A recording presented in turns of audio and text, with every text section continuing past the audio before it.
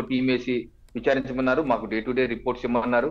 ఒక dead line కూడా పెట్టారు సుప్రీంకోర్టు. ఆ రోజు డెడ్ లైన్ కూడా పెట్టి మీరు చేయండి, మాకు ఇంటిమేట్ చేయండి అన్నారు. ఒక రకంగా సుప్రీంకోర్టు పర్యవేక్షణలో జరిగినటువంటి విచారణ అని కూడా మనం చెప్పాలి. ఎందుకంటే వాళ్ళు మార్చి అనుకుంటా, మార్చి 2023 ఇప్పుడు గుర్తున్నట్లేదు, వాళ్ళు అక్కడ చెప్పారు ఏప్రిల్ కల్లా మీరు కొలిక్కి తీసుకురావాలి. తర్వాత గడువు పొడిగించినట్లుగా కూడా. అవునవును, గడువు పొడిగించారు. గడువు అంటే స్థూలంగా ఏంటంటే కోర్టు యొక్క పర్వ్యూలో, కోర్టు యొక్క కనుసనల్లోనే ఈ యొక్క సిబిఐ విచారణ కూడా జరిగిందని మనం తప్పదు. అయితే మేజర్ మార్పు సిబిఐ రాకముందు ఈ కేసులు ఏం జరిగింది, సిబిఐ వచ్చాక ఏం జరిగింది అనేది ఒకటైతే మనం మర్చిపోకూడదు. సిబిఐ రాకముందు జగన్మోహన్ రెడ్డి గారు వాళ్ళ పేపర్ లో రాసింది ఏంటి, నారాసుర రక్త చరిత్ర, ఇటువంటి ఫుల్ పేజ్ యాడ్లు ఇచ్చి మొత్తం గొడ్డల చేతిలో పెట్టి చంద్రబాబు నాయుడు గారికి ఈయనే చంపించారని చెప్పేసి చంద్రబాబు నాయుడు గారి నుంచి, సునీత గారి నుంచి, మొత్తం వాళ్ళ కుటుంబ సభ్యులందరూ చెప్పింది ఏంటి, చంద్రబాబు నాయుడు గారే చంపించారు, లేకపోతే ఆయనే ఏదో ముఖ్యమంత్రిగా లడలడ తీసేసి సినిమాల్లో చూసినట్టు ఫేక్ కోసెస్ వెళ్ళేసినట్టు చెప్పారు. చాలా బాగుంది. ఈ రోజు మన యూట్యూబ్ లో వీడియోలు ఉంటాయి. ఆ ఫేస్ ఎక్స్ప్రెషన్ చూస్తే వామ్మో ఏం నటనరా బాబో అని అనాలంత ఆశ్చర్యం కలుగుతుంది. ఎంత విస్మయం ఫేస్ లో నవరసాలు పండించేస్తారు అందరు కలిసి. మరి అది కాదు, వారు కాదు, ఇది మొత్తం చేసింది ఎద్దింటి సర్దింటి కుటుంబ సభ్యులే అని తేల్చింది సిబిఐ కదా. మేజర్ బ్రేక్ త్రూ అక్కడ వచ్చింది. గత ప్రభుత్వ హయాంలో ఎలక్షన్ కోడ్ వల్ల కొంత విచారణ జరిగినా వారు అంటే మర్డర్ అన్నది అంటే మనం చాలా డిస్కస్ చేసుకుని ఈ అంశం మీద పెద్దగా కొత్తగా డిస్కస్ చేసేది ఏం లేదనుకోండి.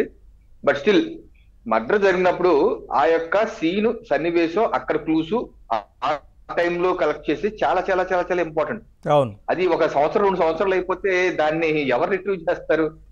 క్లీన్ అయిపోయి అన్ని అయిపోయి రిట్రీవ్ చేయటం అంటే ఇది ఇటువంటి దాంట్లో ఇన్ని సంవత్సరాలు, 1 సంవత్సరం గ్యాప్ తర్వాత ఎవరైనా ఇన్వెస్టిగేషన్ చేయాలన్నా కొన్ని లిమిటేషన్స్ ఉంటాయి. ఇప్పుడు మర్డర్ జరిగిన కొన్ని నెలల వరకు కోడ్ ఉంది, అయినా సరే డీజీపీ గారి పర్వ్యూలోనే జరిగింది. ఎస్ఐటి ఏర్పాటు చేశారు. కోడ్, ఎన్నికల కోడ్ ఉన్నప్పటికీ డీజీపీ పర్వ్యూ జరిగింది. ఆయన పర్యవేక్షణలో ఎస్ఐటి వేశారు. ఎస్ఐటి సేకరించిన క్లూస్ సరిగ్గా ఉంటే ఆ రోజు మరి దస్తగిరి లాంటి కూడా పట్టుకున్నారు కదా, పట్టుకొని ఇన్వెస్టిగేషన్ విచారించారు.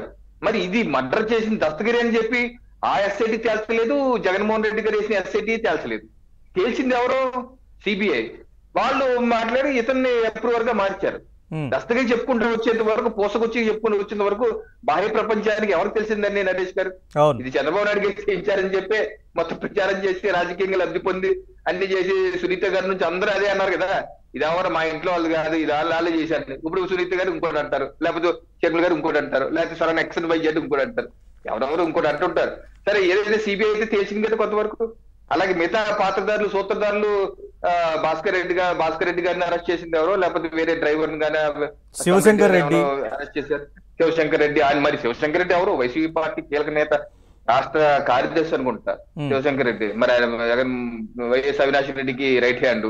అతను ఇప్పుడు కూడా జైల్లోనే ఉన్నాడు కదా, బయటికి రాలేదు కదా, ఇంకా అతనికి బెయిల్ కూడా రాలేదు కదా, జైల్లోనే ఉన్నాడు కదా.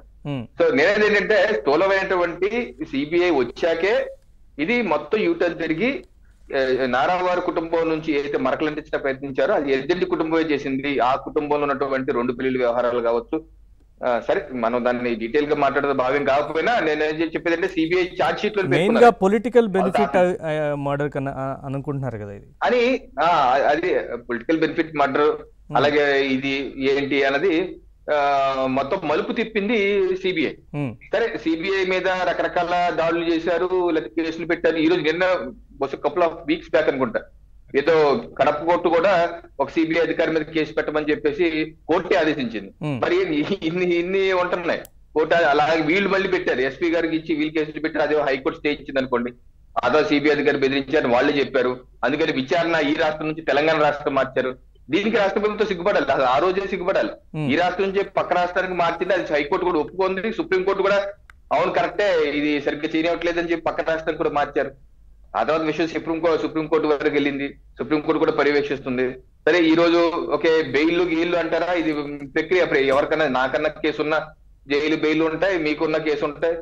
సిబిఐని బెదిరిస్తారంటారా, బెదిరింపు జరుగుతుంది. ఈ రోజు మనం వెస్ట్ బెంగాల్ రాష్ట్రంలో సిబిఐ అధికారులు కొట్టారు కూడా.